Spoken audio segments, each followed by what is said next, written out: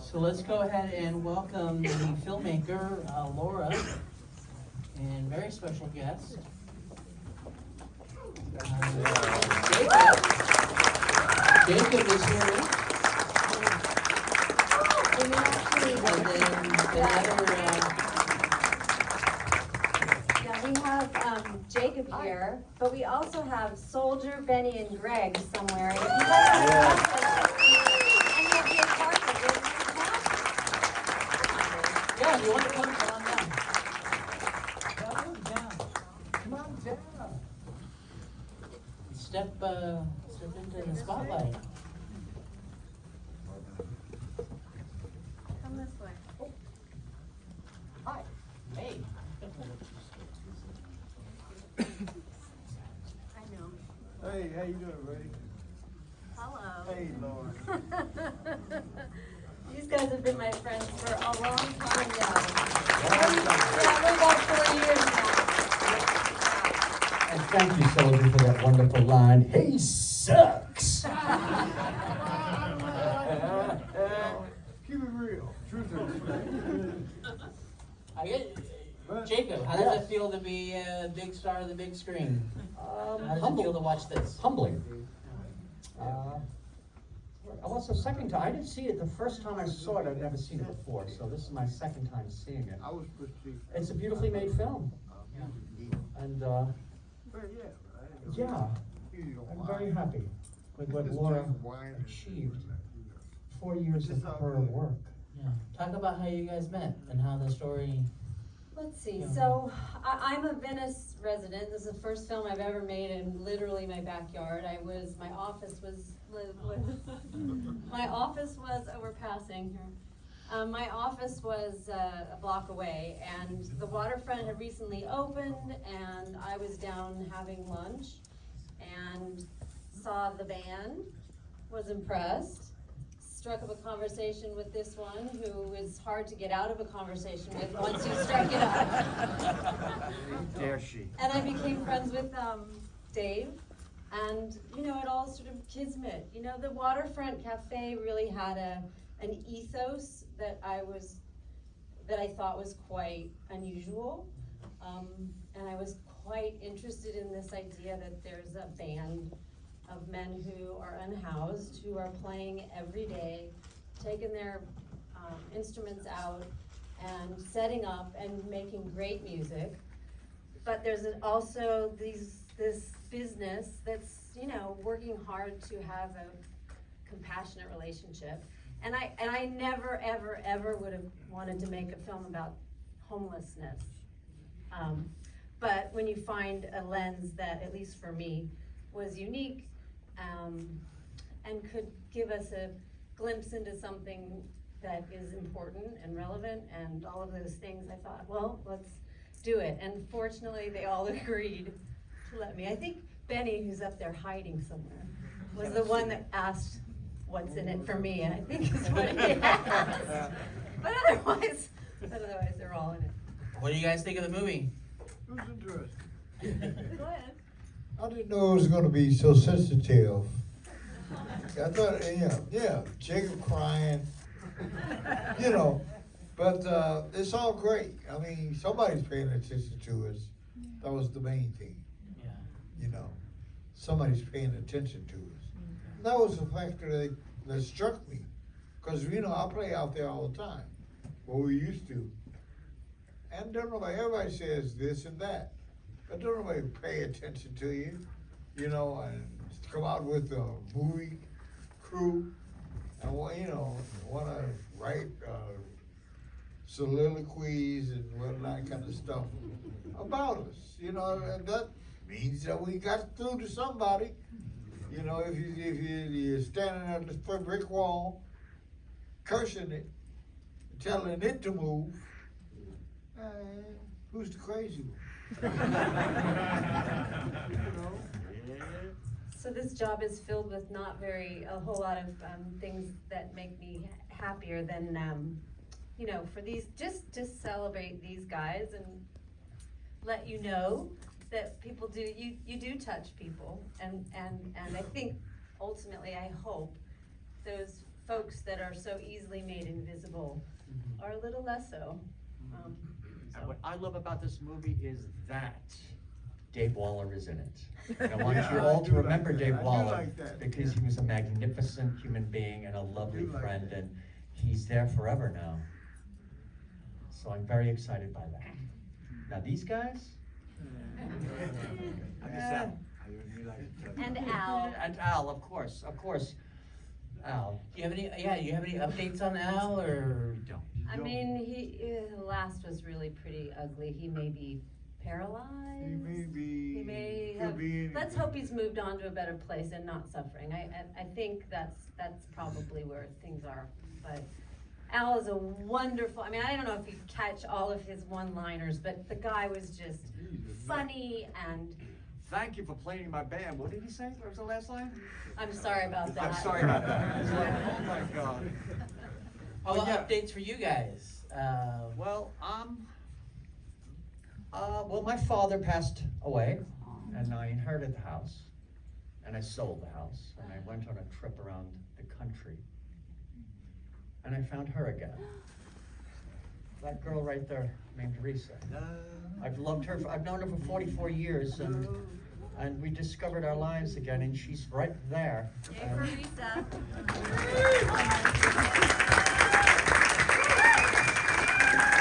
The hilarious thing, and if there are any filmmakers in this crowd, he used to say over and over the reason that he's had such a hard time is he had a broken heart, and he would mention Risa. Yes, And I lost the girl. I lost the girl. And I didn't believe him. Risa lives right there, and so it's actually a love story. Little did I know. So that's the wonderful, yeah. Yes. And these guys have all, they've been very fortunate, I would say. You know, the fact that Venice Beach was really in the spotlight and they were kind of in the right place at the right time. They are living under roof, and you know, it's other than Al, I would say we are in better situation than maybe I met you. I don't know. Tell me. musically. Not musically. Well, without Al, we may be missing without the band. Well, I want to hear from you guys, and then yeah, right here. I'd like to know what the status is on the waterfront. So COVID was exceptionally tough, but we managed to keep going through it, and you know, we missed the band not being out the front anymore, but yeah. They paid us not to play. Hey, you know, that was Stefan, that was the previous owner. We used to chuck it every week here, mate. But, That's true. The previous He owner did used to pay do us that. not to play, and Dave paid us to play. But yeah, no, the business is going well, and we're thankful to be there still. God bless, it's a wonderful thing. Hit from day one, man, because of people like David. Well, and I just want to say something to these boys. Watching you guys and your daily passion for your craft inspired me in one of the hardest times of my life, and to acknowledge that you do feel seen and heard, because it's your passion. Like everyone else who does their passion has it easy. You guys did it under the most troubling and hard of circumstances, and so I admire you and I look up to you. So I want you to know that. Well, we didn't have nothing else to do.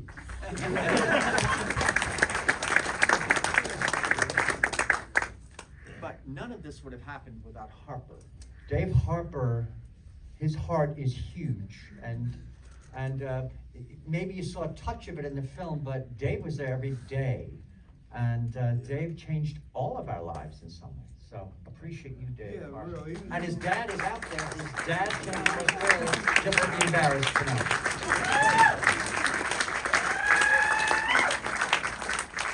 And if you have a triller out there, we have a triller. Yeah. Think there was a question? His dad. No. Oh, there's your dad. Oh, yeah. He was just waving. There was way in the back of him. Are you guys still playing as a band? Not really. See, I moved to Maryland to be with her. So I moved all the way across the country, and now I live in Burtonsville, Maryland. But Steve-O, who is not here Yes. today, who's really a lovely, wonderful human being. The bass player. The bass player, and super talented, is still out on the boardwalk every day. He's playing And every day. And Benny's out there a lot. Benny, are you here? You went outside to have a smoke. Oh, just. How long is he gonna smoke? Anyhow, Benny, the incredible guitarist, is also out there pretty regularly. So if you go to the Venice Boardwalk, you're gonna see at least two Just look for Venice the, guys. Street Legends of Venice, right? Legends of Venice. They're out there playing all the time. That's what Dave. It's like, here's something that I think is fascinating, is that the band is called Flight Risk 420 for a reason, the flight risk part being more what I'm gonna focus on. Which is, it really is a revolving door. And there's a metaphor in that for how we sort of see people, especially people who are unhoused. And it's really sad for me to hear Al say, you never know who's gonna not show up tomorrow. And Al is not showing up today. It is a revolving door, and so those bands will keep playing, not in the same iteration, and those talented musicians will be out there playing, but there's a little bit of, they disappear and who knows what happens to them, which is quite sad. Yeah, there's half a dozen people in that film that I have no idea what happened to. Yeah. And maybe like Schrodinger's cat, it's better not to know. They're both alive and dead at the same time, so who knows? Ta-da! I got one. Jacob, did you finish your book? Yes, I did. I have a lot, and as soon as a publisher is ready, please pre-order.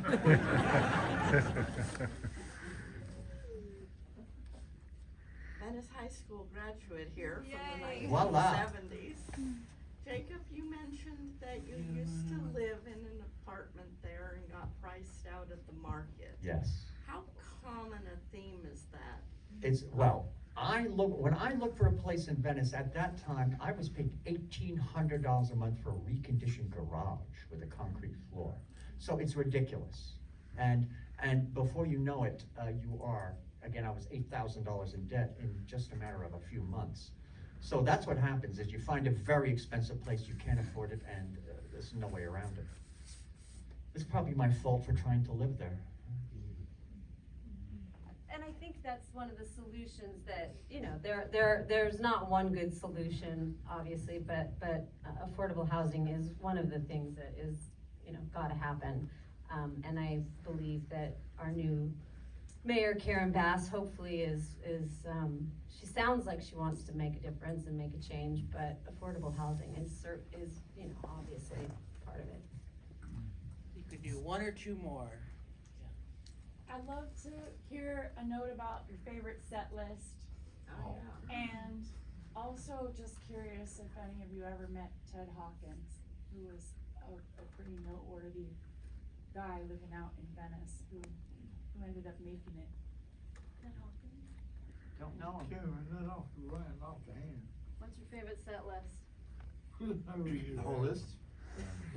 Give us a couple. Well, Greg used to shine on For the Love of Money, and he would shine across, but Greg never knew the words to the song. So every time he would sing a Journey song, he just made up the lyrics. And they were different every time, and I would just look up at him and stare and say, my God, you're amazing. Just trying to keep original. You got a favorite But actually, set list? our favorite set list was Al's set list, and that was Sly and the Family Stone, Santana. I mean, Yeah. Then we Sissy had Strut. Ted, Sissy Strut, yes. I will say Benny on Santana is pretty phenomenal. I can only afford so many of those darn covers. Let's just say that is not an inexpensive endeavor. And Clampdown wasn't cheap. And Clampdown wasn't cheap either. One more, way in the back. Jacob, you mentioned that you had a client that didn't pay. Yes. What was your business? I was a web designer. And at that point, I was working on a giant website, and he ran out of money, and that was the beginning of the end. It's a very simple thing. You can be very comfortable and you got your job and you moved to Santa Monica and you're spending $1,800 a month and everything is great, and all of a sudden he goes out of business and then you go out of business, and it's like, what do I do here? So that's it's a scary thing. And I think that at least my hope is that Jacob, his character, if you will, is something that we all are reminded, and all these guys, that we're reminded that this could happen to anybody. If you don't have a safety net, and of these guys, Jacob clearly ended up having the biggest safety net, and it has changed his life. It has, but that safety, I only found that safety net because I looked for my brother. And if I had not looked for my brother, none of it would have happened for me. And people don't have safety nets, and it's, you know, I think the reminder that it could happen to any of us, given the right or wrong circumstance, is an important one. But we do have a safety net. It's all of us. Well, let's give it up to the house band. Thank you. Wait, I have to say one thing. Thank Alex you. Lieberman, you're here. Thank you so much, my producer. And Jonathan Sutak, my creative collaborator and editor. Thank you, thank you, thank you, thank you.